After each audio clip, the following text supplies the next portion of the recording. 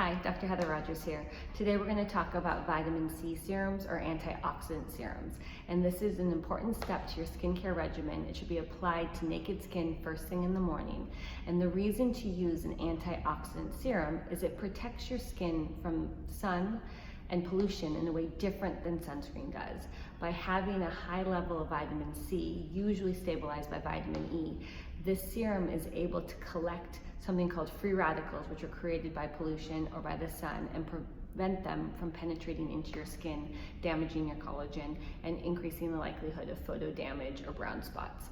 So that's the reason to do it, and there are multiple different types of serums. The first serum that really came out that proved that vitamin C was a really useful ingredient for the skin was made by SkinCeuticals. And that really changed the game. Once that came out, all of a sudden serums became incredibly important, and now you can buy serums anywhere. The problem is that not all serums are the same. And in my mind, there's two groups of serums that are worth purchasing. One are vitamin C serums that have been studied and been proven to help your skin by protecting it from free radicals, and it's been shown to decrease the breakdown of collagen and decrease the formation of brown spots. And those are about $150 to $300 and are typically sold in doctors' offices. The other group are well-formulated vitamin C serums that maybe haven't been studied but have really good ingredients.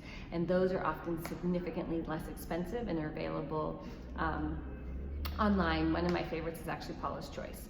So currently my favorite antioxidant serum is one made by Skin Better, and it's in an airless pump, and it has really good ingredients, it has good data to support its claims, and it's about $150. The one that's the most famous is the one that's in a dropper like this, which is the C&E Ferulic made by SkinCeuticals. It's a great product. My only concern with it is that because it's in a dropper, you can spill it, and it's expensive, and I don't like to spill things. In a similar vein is Clinical, has two great antioxidant serums. One is Pro Heal, one is Super Serum. They're both very good. They both have studies to show that they're effective, but they're also in droppers, which is concerning to me for two reasons. One, the spilling thing I've already talked about, but the second thing is that when they're in a dropper, air can get in there and the ingredients can oxidize, making it less effective over time. For people who don't want to spend $150 on their antioxidant, then I actually recommend they get the Paula's Choice Resist Antioxidant Serum, which is more in the $40 price range. It has not been clinically studied, but it does have really good ingredients. What I want to discourage people from doing is buying those expensive serums, at the beauty counter that really don't have data to support them, but also maybe don't have the best ingredients to do what your skin needs it to do to protect it. So in summary, antioxidant serums are great if they have good ingredients. There's two groups to choose from, either an affordable one, but you want to look for an affordable one that has at least 10% vitamin C in it, usually stabilized by vitamin E, or look for one that's going to be more pricey, usually over $150, but has clinical data to support it, and those are usually available in physician offices.